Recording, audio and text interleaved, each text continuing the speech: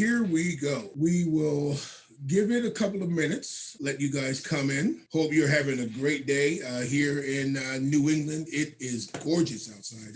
We usually, for April Fools, I'll never forget years back, we actually got a blizzard on April Fool's Day. And I remember that. And so I always am reminded that it does not matter if you're in April or not. In Rhode Island, you could still get a snowstorm. And so we were almost 70 degrees today, and I am ecstatic. But we're going to spend an hour with you guys tonight, and we're going to go from there. I remember that snowstorm too. Oh, God, it was one of the worst April Fool's jokes I have ever had in my life. And so yes, I had a new baby, and my other daughter was 5. And we were without power for 3 days. Oh. It was terrible.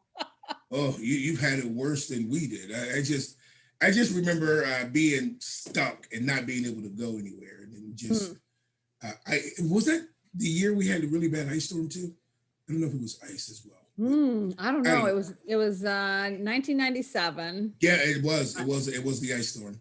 I never forget. We had a really, really bad ice storm. And yeah. So I like this weather much better. Yeah, let's not talk too much about it. We might call it back up. I don't let's not jinx what we have. So for those who are coming in, see a couple of people coming in.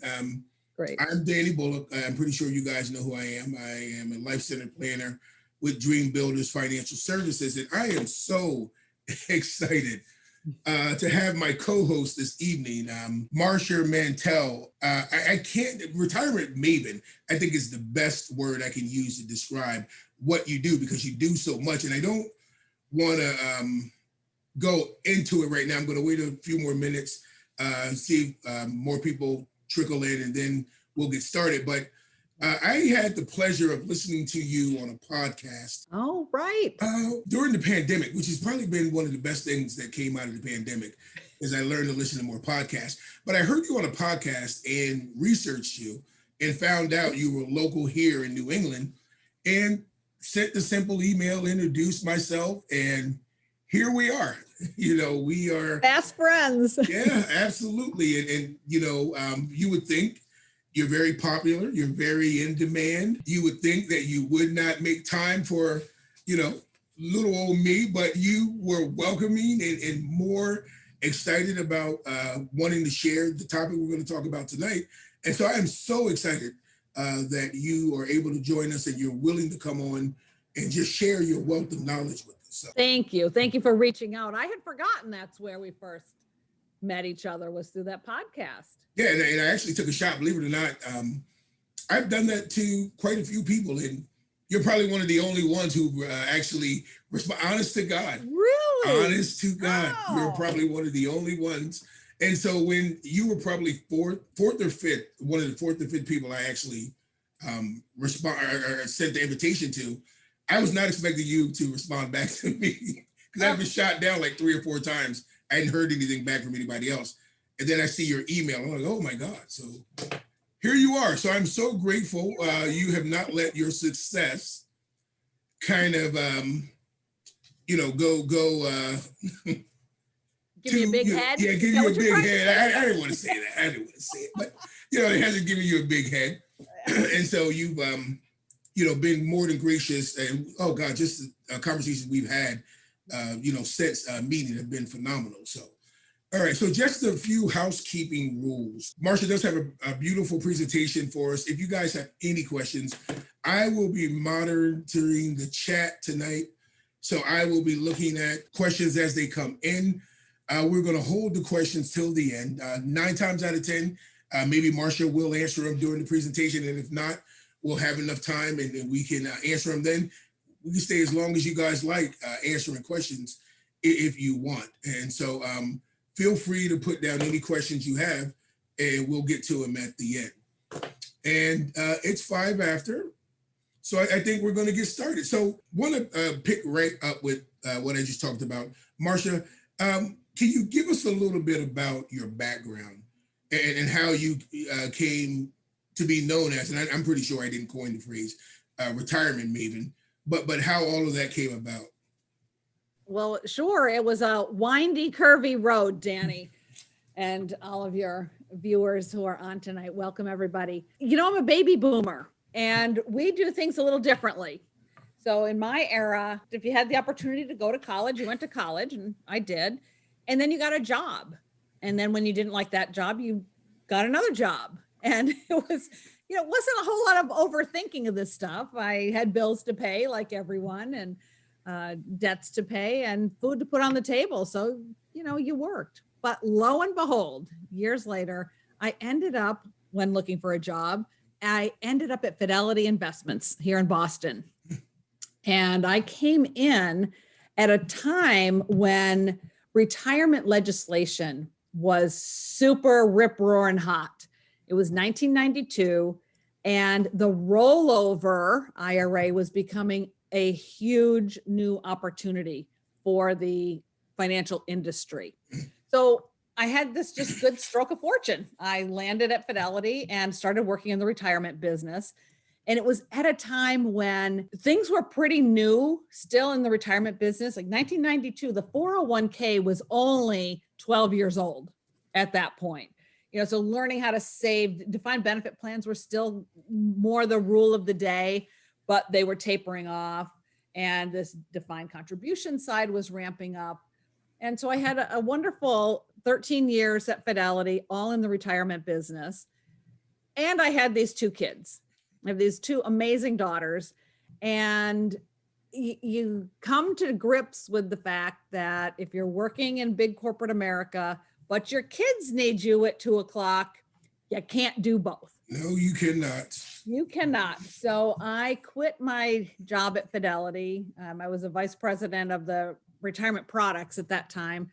Wow. And I walked out in 2005 to figure out something else where I could also see my kids when they needed, some attention. So I started my consulting business, and this coming July, it'll be 16 years. Oh, wow. Congratulations. Wow. Thank you. Wow.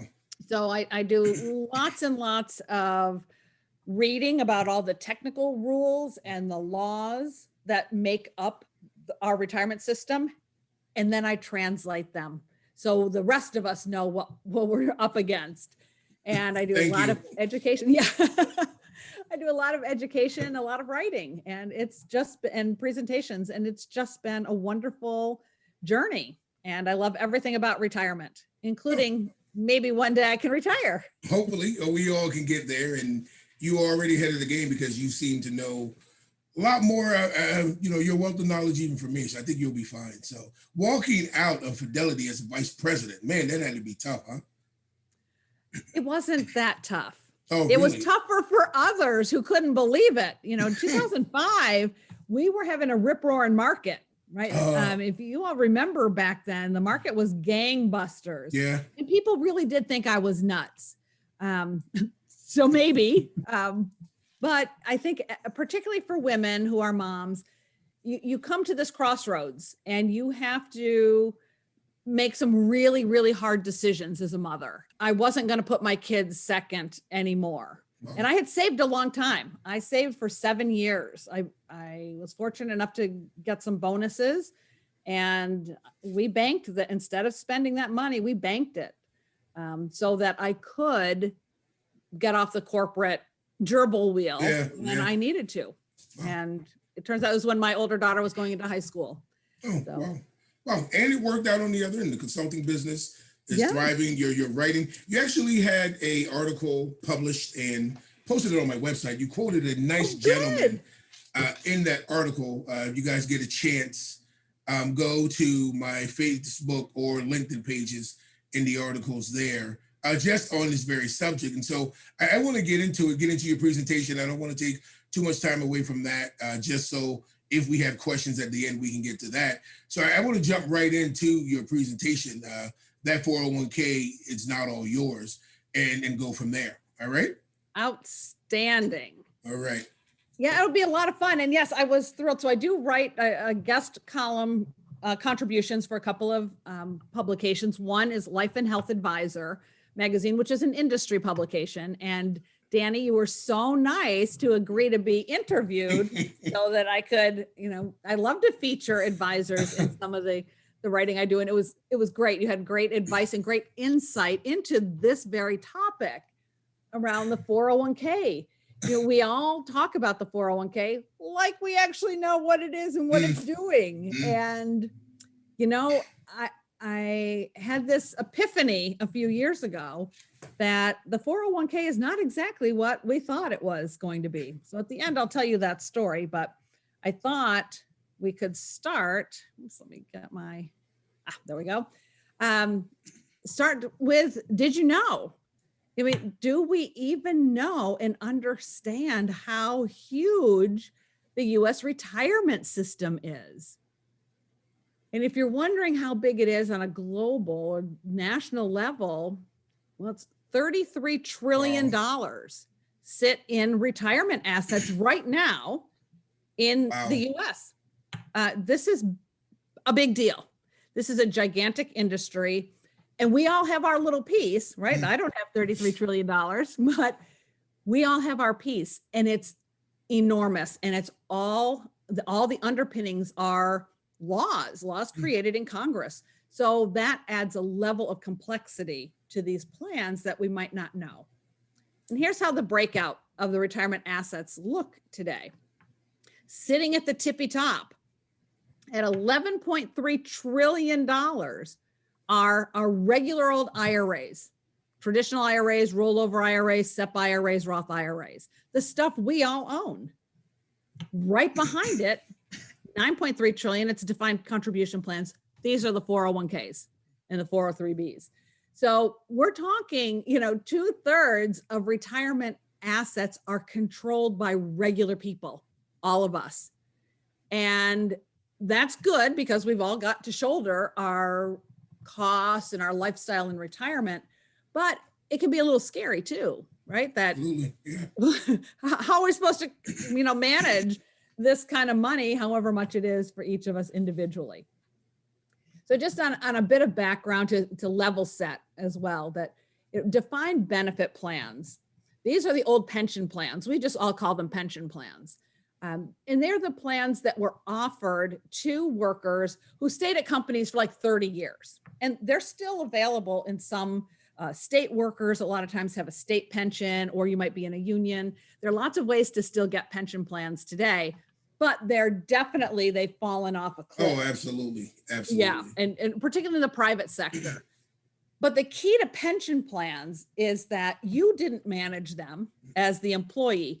They were part of your employment package, and benefits when you retired, they were paid to you and your wife or your husband if you were married.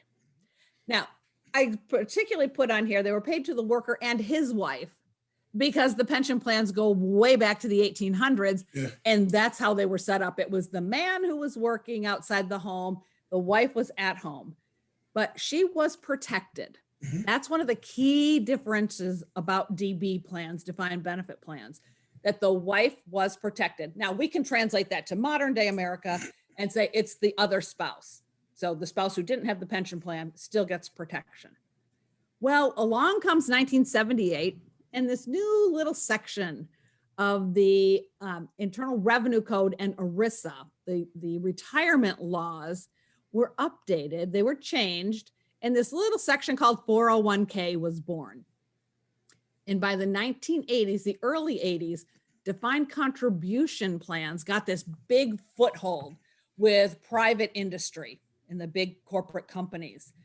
And so now there was this big shift starting to occur. Instead of the company giving you retirement benefits, they said, all right, you all of you workers, you save a little bit every year along the way. Mm-hmm. You make out your own retirement, and the benefits were required to be paid to the worker again. But also, if he or she were married, they had to be paid out to the spouse, at least half in the form of an annuity. QSA is qualified survivor annuity. But it's not so much the case anymore. There's lots of ways around this. So what it begs is, what's your retirement savings plan? What's it doing and how is it structured? Because it's more likely than not a defined contribution plan, a 401k. So the 401k has some general rules. And the big rule is only the quote owner gets to make decisions. All right. And that owner is going to decide how much goes in, how they're investing, maintaining and managing the account. Do they want to take out a loan or a hardship? Do they want to take out cash? Who do they want to name as the beneficiary? When you are the owner of a 401k, you get to make all these decisions. Now, there's a little asterisk there that says if you're married, there are additional conditions. We'll get to that in a bit. But just know that anyone who has a 401k, this is all you. You decide how much you're going to put in. You decide when you're going to take things out. And we have to remember that that should be a good thing, right? You get to earmark some money to save for your own retirement for many, many years, and you get to invest it. And because this is all tax deferred money, the whole pot of money grows tax deferred until retirement. And it grows really well if you're doing a good job investing. So I ran just a quick example that if you have $50,000 today in a retirement account, in a 401k, we'll say, and you contribute $1,000 a month, so $12,000 a year, and you're looking at another 25 years before you retire or until you're going to be really using that money in a big way, and you get a 6% estimated rate of return. Well, how much does that $50,000 plus monthly contributions grow to over 25 years? Well, if you said almost $1 million, you'd be right. Wow. All right. This is the beauty of long periods of growth potential time, that those assets grow and grow and grow, mainly because we don't touch them. 401k money is not to be touched. It should be a lockbox for your retirement. So you get a whole boatload of money by just putting in some good discipline for 25 years. But we misinterpret that. We don't really put together, as during the years we're saving, that amount that we're saving and deferring simply means you're deferring income tax, meaning you don't have to pay that income tax today because you're going to pay it tomorrow. So the blue bars on the bottom, this is your contributions or your principal that's going in every month. If you put in $12,000 a year into your 401k, you don't have to pay income tax on it. Otherwise, it would just come in as your regular paycheck and you owe income tax. So all you're doing is pushing the tax liability down the road. Yeah. And same on the earnings. If you have a taxable account, you have to pay taxes every single April 15th, May 15th this year, but nevertheless at tax time, you would owe money on any of the growth in a taxable account. Again, in a 401k, you just get to kick that can down the road until retirement. But we seem to forget that we kick it down the road, we don't eliminate it. So we get to retirement. Great point. Right? Great point. Here we are, we're on the top of the mountain here, and it's time to pay up, right? Because here's your 401k account. You've been saving for 30 years in this thing, but we forget what it's made up of. It's deferred income or your contributions. Plus, a lot of times you have a company match. So you've been getting this free money as well. And all you've done is rerouted taxable wages for the last 30 years. All right. And the structure of your 401k, all we see on our statements is that $919,000, right? Which looks really good. Doesn't it? It's like, absolutely. Like, wow, I have a lot of money. Yes, it is. And some of it came from deferring your income, and a lot of it came from growth on your investments that you were savvy enough to invest in. So let's assume you've invested well and everything has gone according to plan. But you go to take the first dollar out.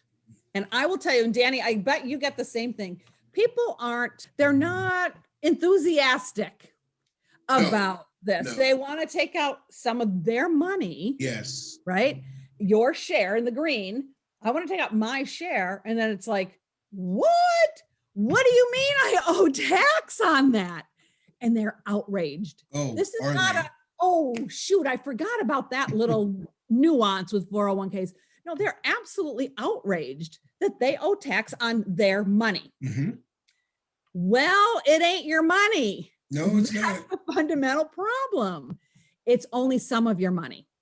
Your original salary would have been taxable back in 1985 or 1990 when you contributed it. But because you're in a tax advantaged plan, you just get to wait. Mm. And at some point, Uncle Sam comes knocking at your door, and your state, in most states, they also ask for their share of your income. And so, it's disappointing, but you only get a share. You just deferred the obligation. Yeah, Danny. One of the things that I do, and we write it out so they can see it. If you want to borrow take $40,000, if this is what you want, this is what you're going to have to pay in taxes. So you're really looking at, depending on where they are on the income tax scale, you're looking at 55,000. You're literally taking 55,000 out of the bucket to make sure you pay taxes. And because Uncle Sam actually gets his cut first. Yeah, he wants it first too. State might wait for the end of the year when you file income taxes, but Uncle Sam wants his money. And so exactly. And this is really, and that's why it is outrage that people really have forgotten. Now, again, we've been investing and saving in this money for 30, 35 years. By the time we get to retirement, I don't expect everybody to remember all these rules, but it is heartbreaking that they're so angry about the taxes due. Yeah. But it's been right in front of you all along. All right. So you're 1040. There's no secrets here. This is not, a hidden thing that you need a treasure map to find. Nope, it's right on the front of the 1040. And it's specific. This little box in the front side is all about income. If you have wages and salaries and such, great. But tax exempt interest gets looked at. Qualified divs, IRA distributions, that's what we're really talking about, or pensions and annuities. This is all taxable income unless you have Roth IRAs or some after-tax contributions, but we won't go down that route for now because the bulk of our 401ks and 403bs, it's all tax deferred money. This is where you pay up. So it is disappointing. And it is why I say that 401k never was all yours. Your share is yours still, and it grew, but you do owe taxes on it. And it is disappointing, but one of the things, I also, in all fairness, I didn't look at a lot of those lines on that the 10, 40, 40. So I had to, but I do, I review some of my clients' tax returns, and we look at that section specifically to see, the tax exempt interest. Are you at the point where you're getting into a danger zone and you say, okay, well, look, if this is the only pool of money that you have to pull out in retirement, this is what it looks like when you start pulling it out and what you're going to owe in taxes. So we may want to come up with another plan right now. So I didn't always last 6 or 7 years. Regular people, right? We never had to look beyond line one. We just had wages. I mean, maybe had some taxable income in there somewhere, but we don't have to ever think of this stuff while we're in accumulation years. It's the same thing. You've seen line 6 says Social Security benefits, another outrage. Yes. Your Social Security benefits are taxable, people. Yes. It's like, what do you mean? Again, my money, I put away into it every year. They took it out of my taxes, or they took it out of my income every week. And what do you mean it now can be taxed? You're right. We had this conversation before we got on. It was never all yours. So we need to come up. I would say one of the failings in our financial industry, in the retirement industry, is that we don't show that on your statement in a better, more visual way. We just show you the $919,000 so that you feel rich. And then, bam, we whack it to you when you take money out. Well, and it makes it look like we're doing a really good job too, right? If you have $900,000 in your retirement account, how good do I look? Right. That's right. Exactly. So that's a big piece of why I said the 401k was never yours. But it does get even trickier for married people. And this is what I've been really hot on the last couple of years. And again, go back to the 1970s, even though women were making great strides in the workforce, we were still very much a secondary category, right? The man was supposed to be working, and it was the husband who was the worker who had the 401k. But what about her? You know, okay, we'll go the traditional route for a minute. Great. He's working and she's either staying home or working part-time or, you know, starting to move into a career, but where's her security? That wasn't thought about so much with the 401k, except on the surface, meaning defined benefits were very clear. If you're a couple, you're hitched, well, you both get a qualified joint and survivor annuity. You get an annuity payment. It was non-negotiable. But with a 401k, it was just if he remained in the plan, then she had some protection. But the way our current laws are written, the non-owner spouse, so in this example, our bride, the non-owner spouse has no retirement security or guarantees from the spouse's 401k while they're both alive. Now, my husband is Dan. If Dan dies, I get his 401k. Okay, great. If we get a divorce, we each get a share or a valuation of the share. So when you're having something miserable happen, we have laws to guide us on that. But boy, if you're happily married and sticking together, not so much. Like, you got no protection, girls.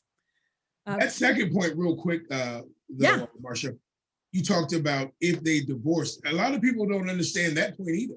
Oh, you know, they don't understand that if you divorce, depending on the time you've been together and things of that nature, your spouse has, you know, some right to your retirement savings. You know, I went through that, you know, with a client who didn't understand it. And I said, you know, you're probably going to end up giving half of it, you know, to your wife. And another client who just was really angry. I was like, I didn't write the law. It's just what it is. And so that's another point that a lot of people aren't aware of either. It's totally true, Danny. And it all goes back to that idea that we say it's my 401k. And we need to, one of the tips or one of the things I want to leave you all with is, again, it's not your 401k. And especially if you're married, it's still our 401k.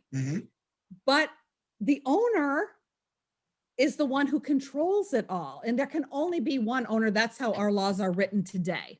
So in Dan's 401k, Dan controls every one of these decisions. I control things in my 401k if I have one, right? But that non-owning owner spouse. So in the case of marriage, this is not for partners. Partners are truly two individuals under the law. But if you're married, the non-owner spouse does have to agree in writing if that owner of the 401k thinks he's going to name somebody else as the beneficiary instead of his favorite wife, or if he wants to take any money out.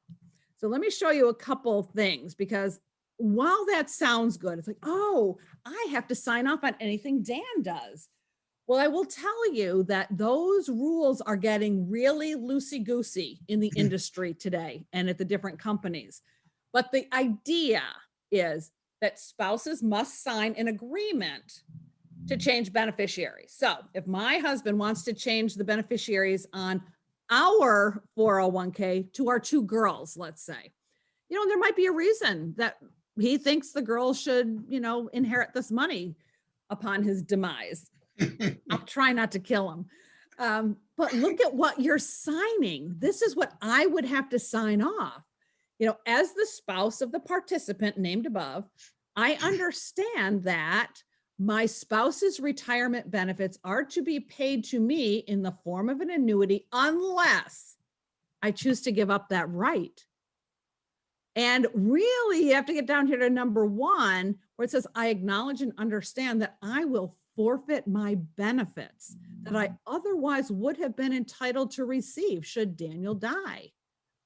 Well, first of all, let's be serious. There's not a spouse in America. Well, one, there's not a spouse in America that's going to agree to that. Right. There's no spouse who should ever sign this, right? Except every spouse does, because you know, your husband comes up to you, your wife, hey, honey, will you sign this? And you go, yeah, I got a pen.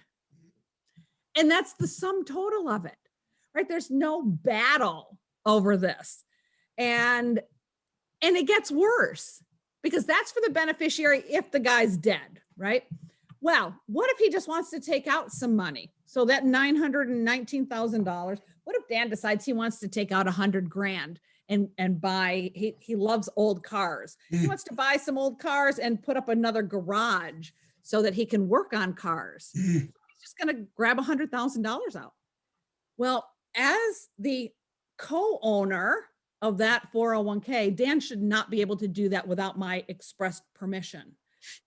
But it has to be required by the plan. And a lot of plans are no longer requiring this. So look what you're acknowledging again. I voluntarily consent to the distributions on this form and acknowledge I may be giving up my right to receive assets that would otherwise go to me when Dan dies. So what it means is the owner can request some of that 919,000 or all of it. And yeah, I'm going to sign off, right? I'm not thinking about this. If Dan asks me to sign something, I'm going to sign it. And yet I've just completely jeopardized my own security in retirement for my own income. And our laws allow this today. And even with the rollover. So people will say to me, oh, but no, he's not going to spend that money. You know, we're just moving it from the plan because he's retiring. So you do leave your plan. And this is very normal. And what, for the most part, people should be doing, move out of the plan and into an IRA. So in direct rollovers, the spouse still in the plans that require her to sign, she gives up her rights and she gives up her money. You know, I will not receive annuity payments that I would otherwise be entitled to. Now, the fact of the matter is you probably don't want annuity payments coming out of your $919,000. That is not the best way to set up an income plan with all your 401k money. Absolutely. Right. So you really have to have an overall plan. And that generally involves rolling, which is really fine, rolling to an IRA. But let me be even doubly clear here that when the 401k money that at least had some built-in protections, if he died, then the spouse gets money in the form of an annuity. So at least she gets her share. Once that 401k plan money goes into the IRA, spouses have absolutely no rights. This is truly what we mean. The I in IRA stands for individual, and they mean individual. There is one and only individual owner, and they control it all. And it is so simple to change beneficiaries. So I have IRAs, Dan has IRAs. When we go in and look at our beneficiaries, there's a little button. Everything is so electronic and technology savvy these days. A little button under Dan's name that says remove beneficiary. Oh, wow. And all I have to do is push on that button and Dan would no longer be my primary beneficiary. He wouldn't be my contingent beneficiary either. So it is super easy for the owner to control this stuff. But I want to leave you with some good hope. First of all, you need to be more engaged in your money and know what's going on here. But absolutely. It is all about the tables turning. We're back to our happily married couple here. He has his 401k that he calls my 401k. Well, look at what the little lady has done. She's got her own too. And the rules are the same for her. So her 401k is hers and his is his. Now, we hope that all couples are trusted and trusting in each other, and they talk about money at dinner every night like Dan and I do. Absolutely. But I know that's actually not the case. But the scenario, this particular scenario is becoming even more common where her 401k is 3 times bigger than his. And this is where all of a sudden it's becoming much clearer of what ownership means of retirement assets. So I told you at the beginning, I will give you a quick story, and this is the story. Danny knows this. I tripped upon all of this reality, the practicalness of this a couple of years ago when Dan and I were sitting right down here in our family room, it turns out, but rebalancing some of our accounts. We tend to do this around the holidays because we're both home, we're not working. And I said, oh, can you do something in my 401k, whatever, make a trade, do whatever. And he came back and he said, I can't get into your 401k. What do you mean? Of course you can get into my 401k. I've given you access to everything. And you can in IRAs. I can give Dan full trading authority in all my IRAs. He does the same for me. So we each can get into each other's IRAs and confirm beneficiaries, look at the investments, or trade, make investment changes. He could not get into my 401k. And I kind of went a little nuts about this, going, what do you mean? It isn't really mine. This is our money. We've been saving in this account for 30 years. And he said, no can do. And sure enough, you cannot. The only way the company, the financial company housing my 401k can let Dan do anything is if I deliver to them a signed power of attorney. Wow. There's no form. There's no just make a quick phone call. I have to go through a formal legal channel to allow Dan access to his money. Yeah.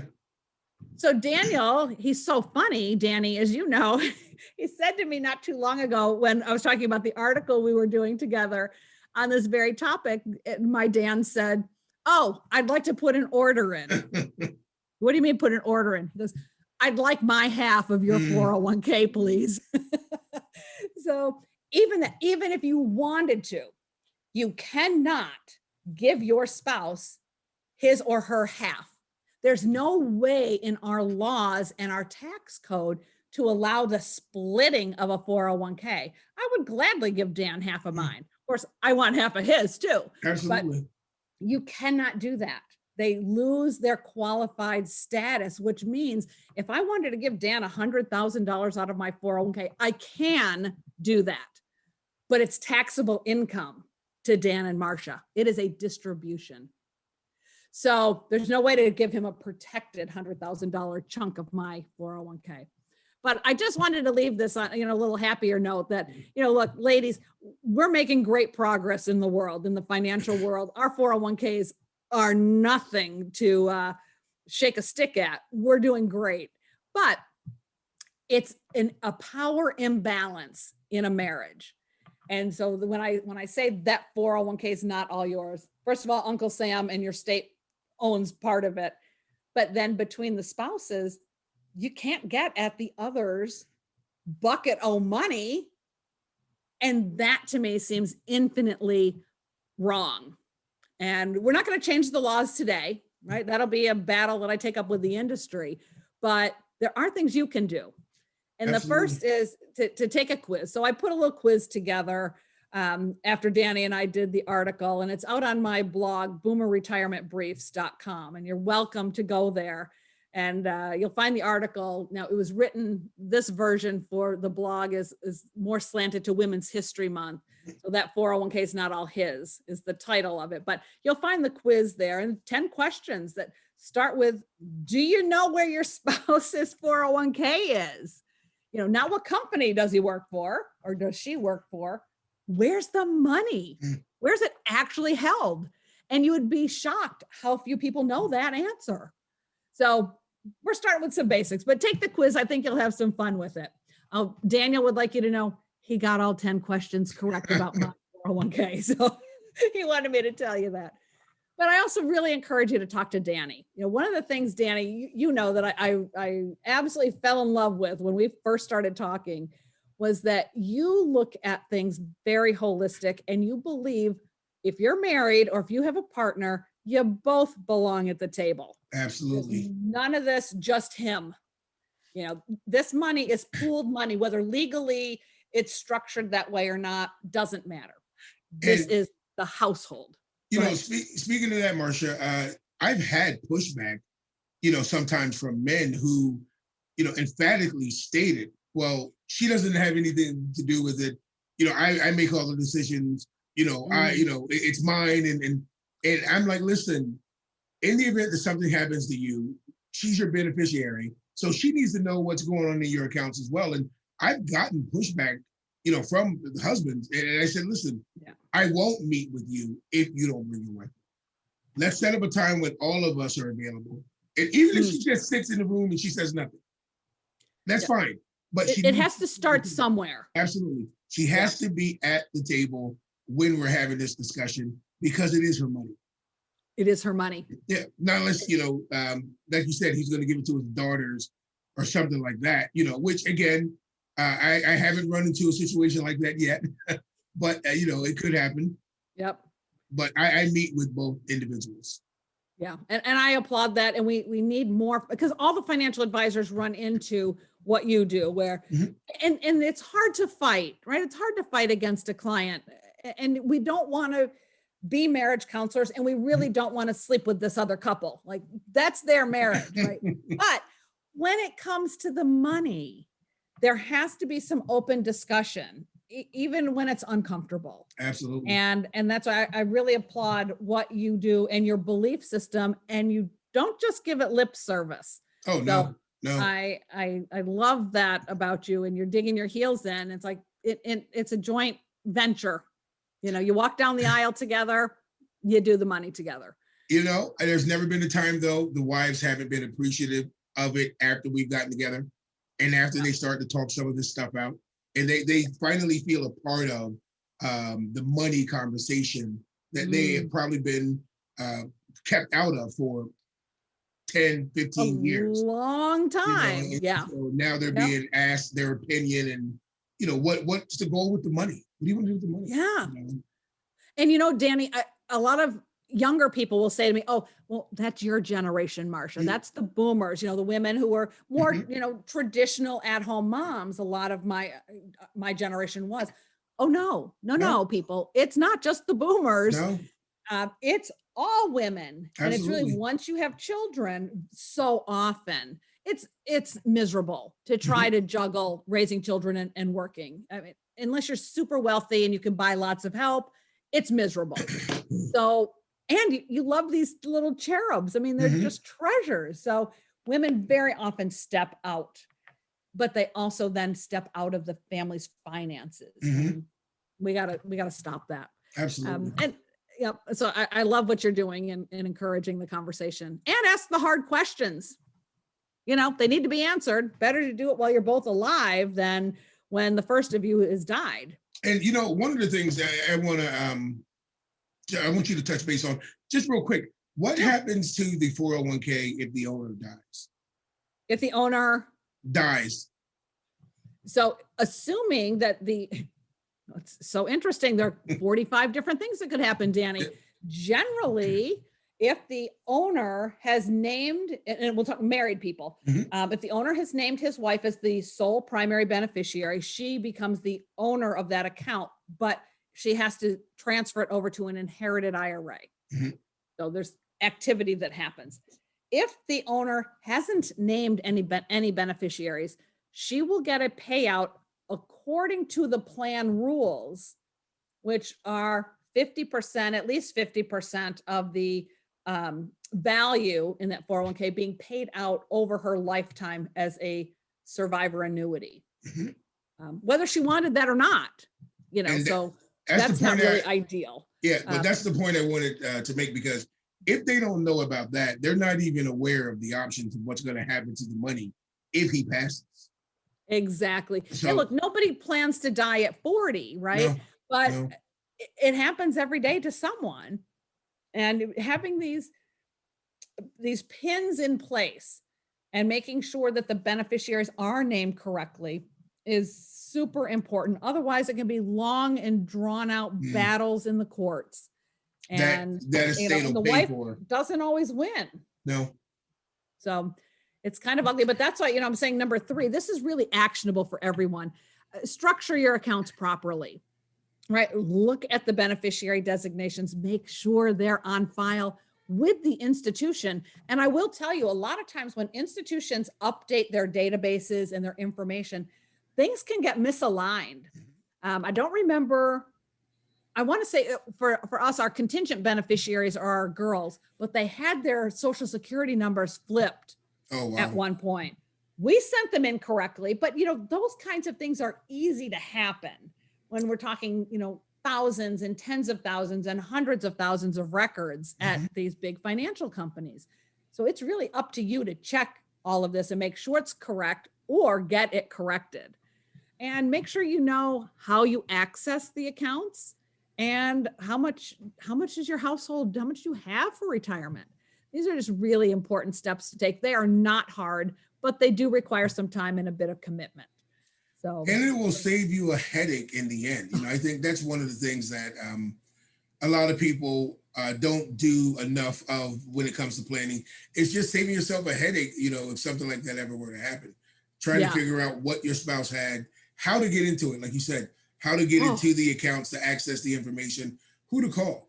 Yeah. Those are very all while good. You're grieving. Yes. This is not like, I'm just mad at Dan today. Yes. And so, I want to find out something. I mean, you have lost the love of your life. And very often it's after 50 years of marriage.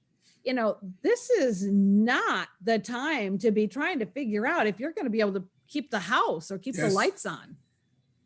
So yes, I'm pretty passionate about that, as you are, Danny. And there's much to do here, but it's just too important for us to not be having these dialogues. So you put up how we can get in touch with you. Yes. Please do yourself a favor and follow her. She has written a couple of books, Retirement Planning for Women and Social Security for Women, which are phenomenal. And I actually think we may want to do something maybe early fall on Social Security. Usually around open enrollment for Medicare is middle of October. So I don't know, maybe something after Labor Day, maybe we'll get together again and do something on Social Security for women, because even that is isn't that a bear? Well, if it's not handled properly and you don't know all the rules, you could definitely allow your husband to make some mistakes. And I say that because my father, ended up taking Social Security, not at the best time, kept working, and it just made a complete tax mess, actually. And so I think I'll bring you back maybe in September for that. Let's see. Oh, that'd be great.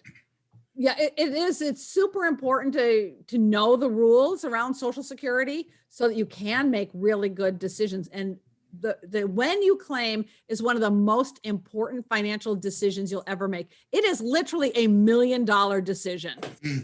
And this benefit is so important. And yet for women, I talk about things in terms of gaps. We have a wage gap, a mom gap, a caring gap when we have to become caregivers, and a widow gap. And, so here, again, happily married to Dan, but if he's making a Social Security decision that is not thinking 360, thinking about what could happen if he dies first, I may have a huge gap in my income. Absolutely. I didn't need to have. Yes. So, yeah. That's always a good topic, Danny. All right, so let's see if we have any questions. Excellent. I don't think we have any questions. I'm looking. I'd love to know what the listeners are going to do now that they know this info. That's a good question. Yeah, are you going to take some time to look through our accounts, our individual accounts, and, see what each person has and how you're going to work the household, or, what are your options for your own retirement dollars? Maybe they want to just come and talk to you, Danny, and have that discussion, which is fine. And we've had an addition to the panel. I'm looking at it and I'm like, Marcia didn't sign it again. That's not Marcia. That's actually my executive assistant, Clarice. And so I think she was. I don't know what happened. Sorry about that. I saw my name again. It's like, that's okay. Oh, I just clicked on the link in my email. So that's very odd. Yeah, I don't know. This is what happens when I set things up. Things like this happen. So I have no idea how you jumped into, but that's who that is. So that's not another a hacked account, Marcia. So All right. So, oh, hold on. I think we have a question. Let me see. This is from Debbie. What is the percentage of taxes are taken out when they finally have to withdraw? What is the percentage of taxes that are taken out when they finally have to withdraw? Debbie's asking that question. Yeah, so on the tax side, you are taxed at your ordinary income rate. So it's going to depend how much are you taking out and what are the other components to your taxable income. So if you take out a small amount, $4,000, it may be taxed at the 10% bracket, or some of it might trip into the next bracket. But if you take out, say, $4,000 or $5,000, but you make $1 million still in wages, you're going to be taxed at the highest rate. So this is all done. It's truly just like having W-2 income. It goes on the front of the 1040, and you're going to go through all of your usual steps for your income side, taxable income, and then any deductions that you have. And the net is going to be determined as your taxable income. You know, I always like to talk to my clients about this because retirement planning and retirement income planning are two different things. You know, you want to make sure that when you start taking income from these tax deferred accounts, that you probably aren't working, or at least not working full time. You have no other ordinary income that's going to fall into that bucket. You didn't sell a house, you didn't sell off stock or anything like that. All of these factors come into play, and we want to look at those before you turn on you start taking money out of this tax deferred bucket. And also, are you taking Social Security? Because all of that, like Marcia said, gets dumped into this pile, and it could put you in the next tax bracket. So it actually, believe it or not, is a science to it. You want to have a strategy going in, and it's just not, well, I have almost $1 million, I have Social Security, and I have an old pension that I got, 30 years ago when I worked for a company. And so I'm going to be all set in retirement. What you're going to be all set with is a tax problem, because if you start taking that income all at once, and then, you get older, your house is too big, you want to sell your house. What if there is a capital gains on the house, the sale of the house that year? And so you end up just making $100,000, on the sale of the house. That goes in as income as well, and it's all taxable for that year. So you could really get yourself into some trouble if you aren't strategizing how and when you're going to take this money out of the account. Absolutely.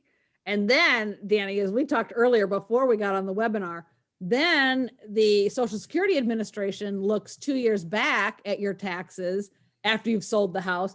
And now 2 years in the future, your Part B premiums on Medicare have skyrocketed. And then you can get them to come back down, but you have to wait either, I think it's a year or a year and a half. Yeah, because a year, and they'll recalculate it, and you have to wait, pay those high tax Part B premiums for another year. And this is probably scary. I know. Oh my God. I feel so strongly that people need to be informed. Like, no decision that you make for your retirement income can be done in a vacuum. No. Or on an island. And I love that that planning for retirement is not the same as retirement income. Mm-hmm. And how you produce income in the United States is always taxed. That's how we fund our federal government, and the states get their share as well. It is all about income. And if you just look on the front of that 1040, you see all the categories that make up income. But we only pay attention to number one. I know. Exactly. Debbie has another question. Is it a good idea to roll my 401k account over to an IRA prior to retiring? And I'll let you take a shot at this, Marcia. Yes, I'm a big fan. So long as you do a couple of things. One, if you are not an investment guru, that you make sure you're working with one, because now you're going from, the plans tend to be limited in their investment choices. You might have a brokerage window, and maybe you're already involved with the brokerage side of things, but let's say you're not. Most people just buy like a target date fund, or they pick 3 or 4 mutual funds. And that's all they've had their exposure to. So when you go into the retail world, the IRA world, now you have every investment open to you.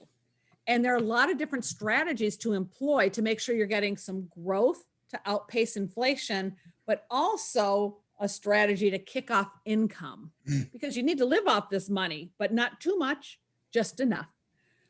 So there are a lot of considerations. I do like the control you have as an individual going to the IRA side. Now you name your beneficiaries. You can name, make sure your spouse is your sole primary beneficiary, but then you can name your kids as contingents or charities. A lot of people like to name a church for a portion of their assets or a particular charity that's really near and dear to them. And you can do that a little bit easier on the IRA side. So yes, I do believe one should roll over and move out of the company's plan when you're no longer at the company.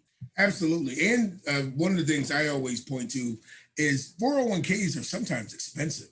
If you look at the expense charges you're being charged for a very limited access of funds in this 401k, what you're going to get in an IRA, the flexibility, the fees are going to be lower, and the fund selection far outweigh, and you're probably going to get, somebody who manages it probably a little better than what you have in the 401k. So I agree with Marsha wholeheartedly. If you're no longer working at the company, you definitely should move it into an IRA and start to set up a strategy with that money to be able to not only invest, but take care of your income situation down the road. And if you need any help with that, Debbie, you can reach out to me as well. hello@dreambuilder-.com.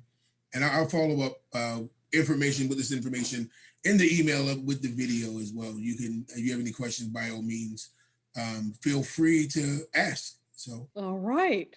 Well, I want to thank you, Marsha. It has been a pleasure. It's been everything I thought it would be. Very informative. Oh, good.